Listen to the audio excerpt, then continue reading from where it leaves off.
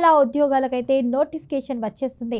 తపాలా మంత్రిత్వ శాఖ ఆధ్వర్యంలో అయితే దేశవ్యాప్తంగా ఉన్న వివిధ పోస్టర్ సర్కిళ్లలో అయితే 2026 సంవత్సరానికి అయితే దీనికి గాను మొత్తం 28,740 గ్రామీణ డాక్ సేవక్ జీడీఎస్ పోస్టుల భర్తీకి అయితే నోటిఫికేషన్ వెలువడింది.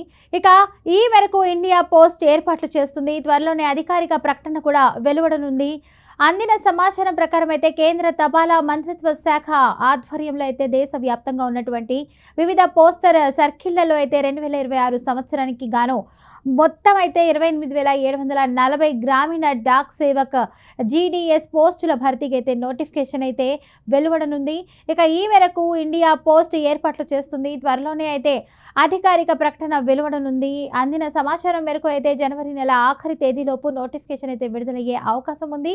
ఇక ఈ పోస్టులకు 10వ తరగతిలో అయితే సాధించినటువంటి మార్కుల ఆధారంగా మాత్రమే అయితే అభ్యర్థులను ఎంపిక చేస్తారు. కాబట్టి 10వ తరగతి పాస్ అయినటువంటి వారు ఎవరైనా ఈ పోస్టులకు అయితే దరఖాస్తు చేసుకోవచ్చు. ఎలాంటి రాత పరీక్ష లేకుండానే సంబంధిత జిల్లా మండలాల్లో అయితే ఉద్యోగాలు అయితే పొందవచ్చు.